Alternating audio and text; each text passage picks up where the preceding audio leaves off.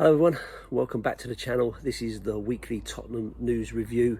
I'm leader Dorset Spur. I'm here to talk to you about all the latest headlines over the last 7 days, give you my opinion on them, and give you an opportunity to come back and tell me what your opinion of those opinions is. But unfortunately, there's only really one thing to talk about, isn't there? Of course there is. Tottenham are now through to the Europa League final. Wow. Now, let's be honest, at the beginning of the season, if we'd have said we'll make a European final and end up 16th in the Premier League, who would have took it? I know I would. I would have took it. It was one of the things that I'd kind of said, that this season was all about building and improving on where we were last season, trying to break that curse and you know, improve the squad and all the rest of it. And whilst that's not really turned out how you really want it, you cannot deny that getting to our first Europa League final for 40 odd years is pretty amazing, and one of the things that makes us very, very happy. There are a lot of Tottenham fans out there smiling today. Lots of real positive videos and tweets and Facebook posts and pictures and all that kind of stuff. It makes you appreciate how good football can make you feel at times, especially when you've been feeling so desperate throughout a whole very, very long season. So amazing news. I'm absolutely buzzing about it, absolutely buzzing. I watched with a group of friends last night in the club, and we had a couple of supporters over from Toronto Spurs, which was great to see as well. Let's say we were rather concerned at the start before kick-off. All the talk was about this amazing home record that Bodø Glimt has, about the fact that they score goals for fun, and that a two goal cushion was not going to be enough. No one's been there and not conceded a goal, and we all know how bad Tottenham are at kind of conceding goals and so on. So let's be honest, you know, I was hoping for a 1-0 loss, enough to take us through. I thought that was a potential outcome of this game. Of course, you know, that's not what I wanted to see. Of course it's not what I wanted to see, but it's what I thought, well, if we could at least just get that, at least we would go through and get a chance of getting into the final. But of course, that's not what happened. That's not the tale of the match, is it? Tottenham put out a very, very professional performance overall. Bearing in mind, you've lost James Maddison and Lucas Bergvall, our two kind of creative midfielders in that since the last game, and our main man in terms of Heung-min Son is still out, and you've got Dominic Solanke, who's had a bit of a knock and was struggling. So the kind of expectations and worries were for all to see. But to put out a performance in the way that we did, with not our strongest squad, speaks volumes to me. I thought that Yves Bissouma, who I've kind of called out a fair bit over the season, he's not been anywhere near the levels that we've seen from him when he was at Brighton. But yesterday, he put in a really, really solid performance. Wish he could keep his shots down when he's taking a shot, because he had a couple of opportunities in there. But I thought he put in a really good, solid performance, protecting that back four and working really hard for the team, trying to take carry the ball out of midfield, out of defence rather, into midfield and beyond. And I thought he deserved some praise today, because I thought he had a really good game. Defensively, I thought we looked absolutely solid. Van den Ven and Romero were taking no prisoners at all. Romero showing not Romero, Van der Ven showing his immense pace again, tracking back, and Romero showing, captain qualities. He really did show why he is considered one of the best defenders around, because he worked really hard for the team, made some crucial interceptions, and of course, kept us in the game. The first half was very to be honest with you, I was watching it and I'm thinking, people have put down Bodø. Oh, it's only Bodø Glimt. Who are they? A little team in Norway. Blah blah blah. But actually, when I was watching them, I thought these guys are confident. They're playing out from the back. Their passing was slick. Their transition was good, and we had to work really hard to kind of break them down. I think what I feared the most was conceding an early goal. I thought if we concede an early goal, that would be a real problem. But the team worked really, really hard. For me, Dominic Solanke, and again, I know he's had his critics this season for the amount of goals he scores, but his work rate, that guy did not stop running for the whole match. He was on it the whole time, chasing from, defender to goalkeeper, to defender to goalkeeper, to midfield, to back again. He put himself about an awful lot.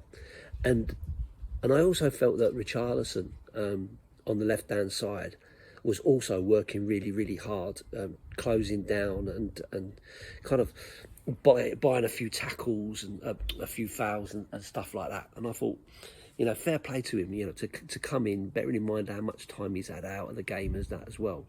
He really showed that he wanted to be part of this. He wants to be part of that success. He wants to give his all for the team.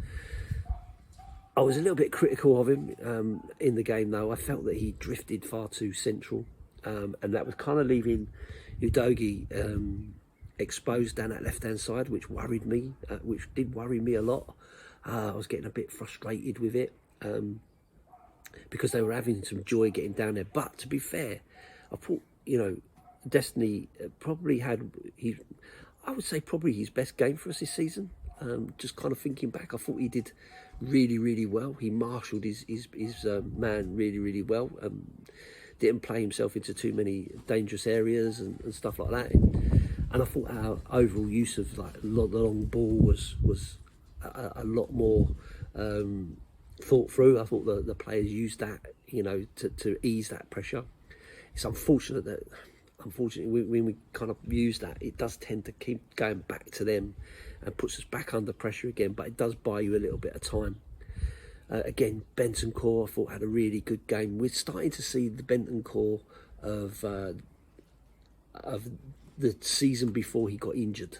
He's starting to get back to them kind of levels. There was a few little touches in few little turns, just some real confidence boosting little runs and stuff. And I thought, yeah, he's starting to show what kind of player he can be for us. If we could just get that consistency from him, just get that effort to kind of keep us going. I just feel like he is a player that you want to have in and around the squad, if not in the team all the time maybe, but you definitely want him in there. Kulu, if out of all of them, I'd probably call out Kulu more than anyone. I thought his work rate was good and that, but in terms of creativity, he wasn't as creative as you would want him to be, and as we know he can be. It's not to dismiss his contribution, because I think he did contribute in the game, but not to the level that you really, really want him to. And we've still got to bear in mind he's coming back from an injury. He's only been back a couple of weeks now from a fairly lengthy layoff. So you can't expect too much. But for me, I thought he was probably the one out of the three in the centre that I would have said we could have done with a bit more from. But of course, the story is a story of the goals, isn't it? That kind of settled our nerves massively. I'll be honest, I didn't realise from the first goal. Great crossing, great corner, really deep, really high, and Romero got up so high to knock that down for Solanke to knock over the line. which I kind of missed, if I'm being honest. I was so over the moon the goal had gone in. I was jumping around like a loon, that I'd kind of just thought it was the header that went in. Didn't realise, and I saw Solanke scoring. I thought, celebrating. I thought, oh, it was Solanke who headed it, and it wasn't. It was Romero. So I totally missed it. But a well-deserved goal, well worked penalty. Great effort from Romero to get up so high, to get that ball down, and for Solanke to be right where he needed to be. Because I thought their keeper had a really good game. I thought he did really well. He was confident and strong on the ball. So yeah, there was a couple of minutes in there where he kind of gave us a corner. A couple of times he did that. You know, he got caught out and stuff. And I was like, you know, they may be a little bit dodgy in there.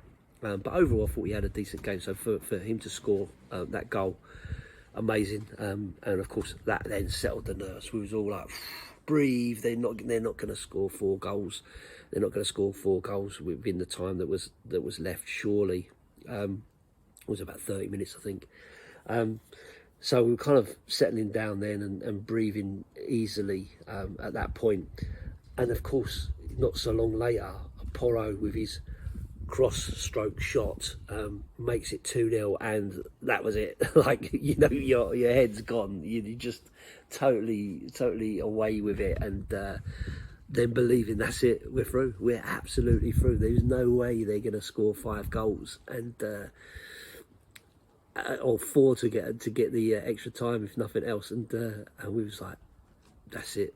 We're through. And overall, you know, you've got to look back at the team performance and think decent performance.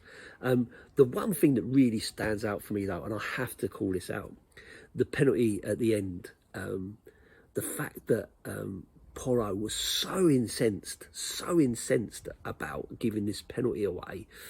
And he was convinced that it wasn't a penalty.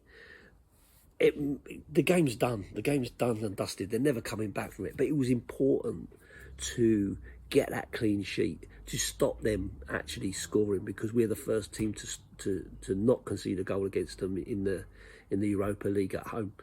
And that felt like it meant something to the team.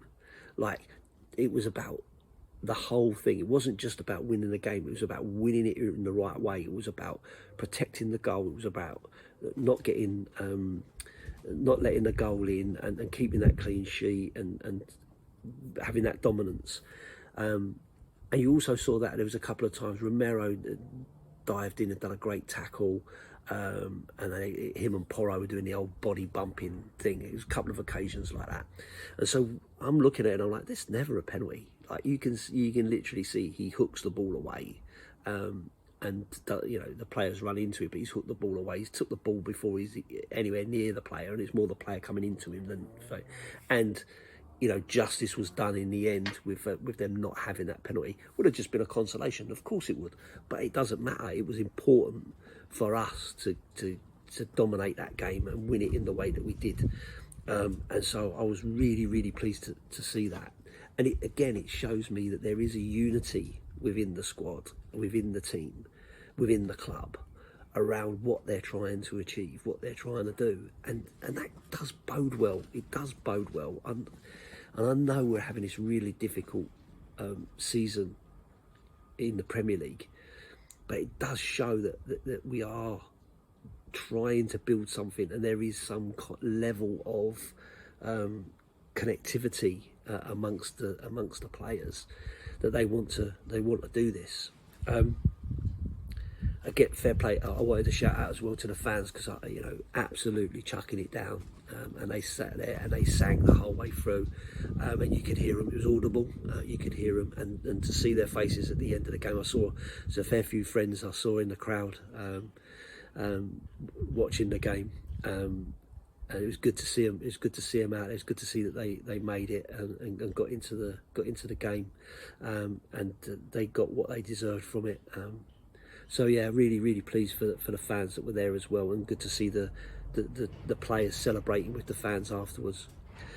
I guess the other thing I kind of do want to touch on, and I do feel it's important to talk about, is Ange Postecoglou and whilst there may be lots of discussion and criticism around his managerial style, his performance as a coach or whatever it might be, results and so on, you've got to respect the man for his humility and for his honesty in the way he talks in his press conferences.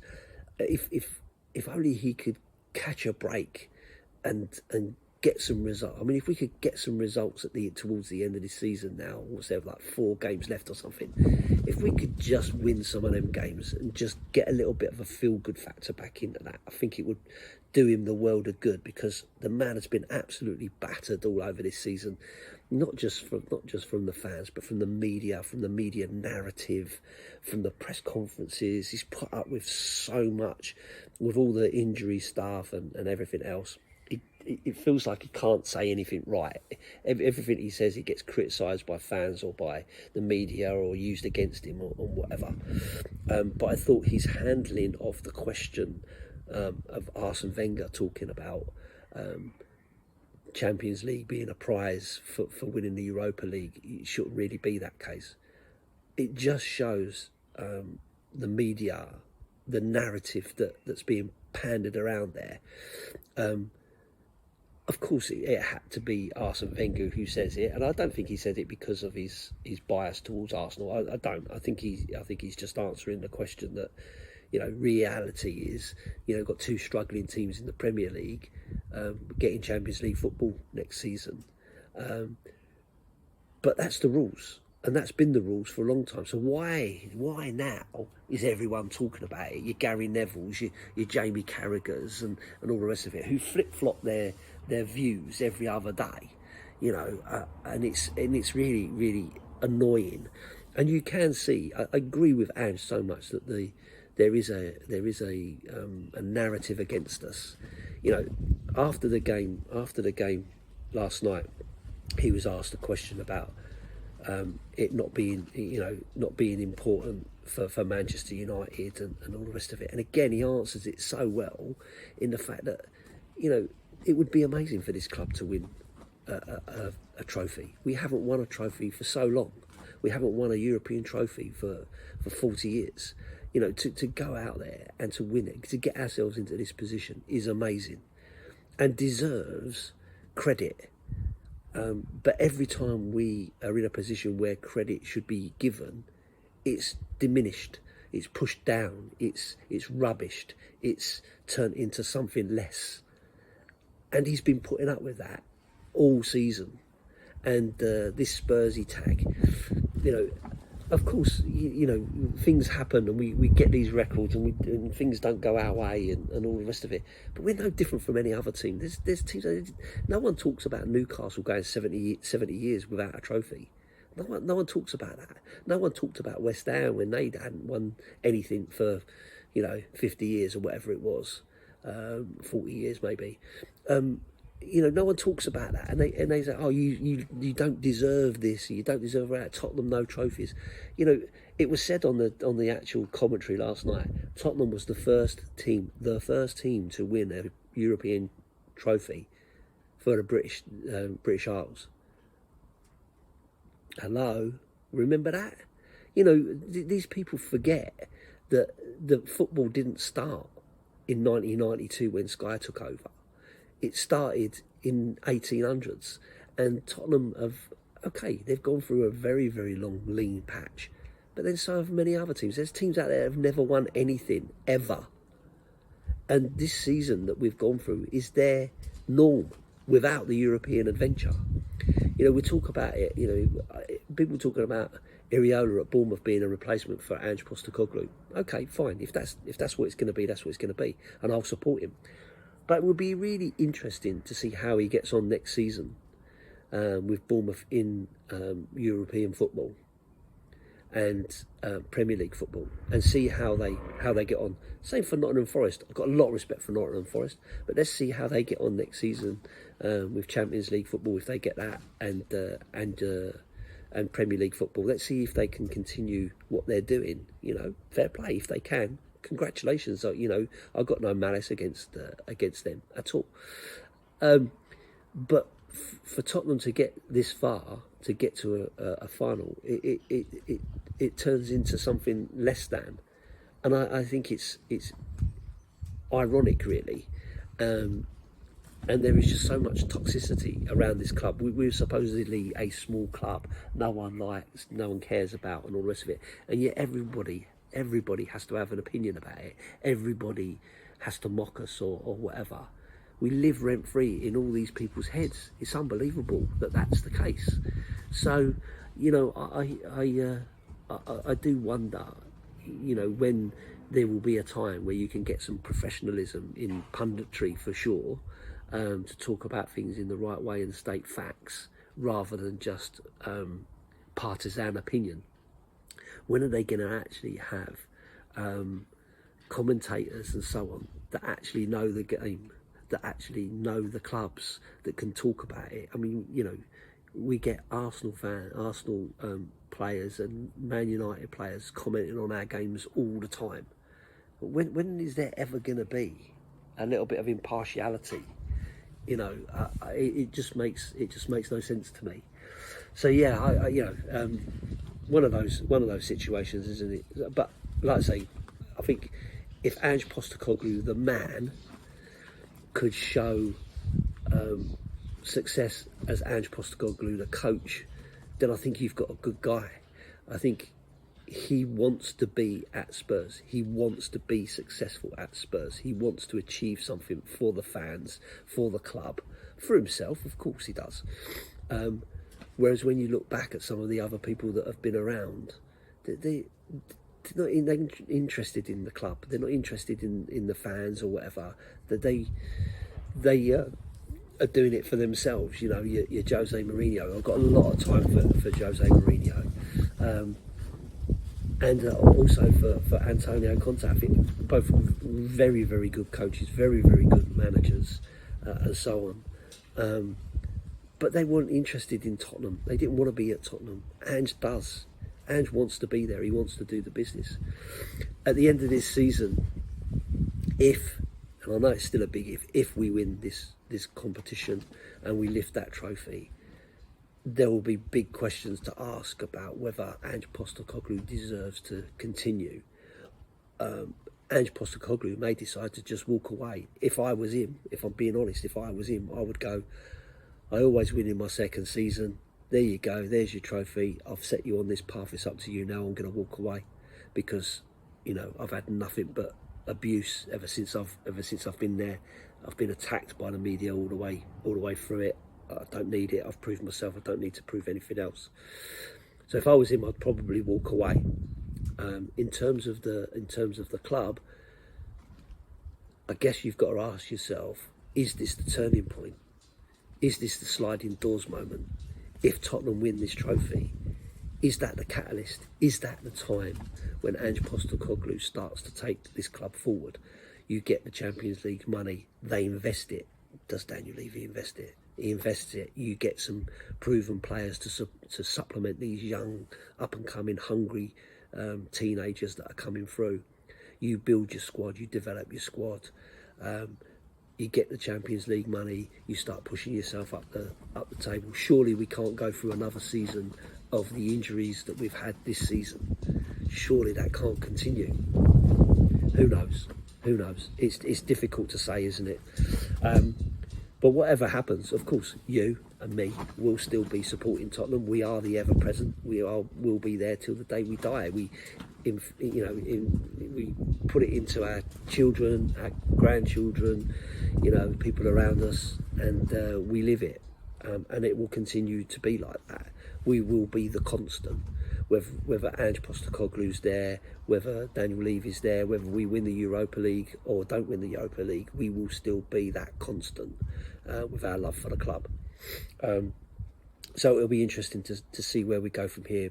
I'm, very much hoping that this is a sliding doors moment, that if we could pick up some results over the next sort of 4 games towards the end of the season, win that Europa League, hopefully we can get a bit further up than 16th in the table. If we could get, you know, a little bit higher than that, that would be fantastic, and maybe ease that feeling of it being a poor season or not. But for me, always going to be there, always going to support my team. Anyway, I'm not going to chunt on about anything else. I'm going to leave it there because I think that's the biggest thing we can talk about.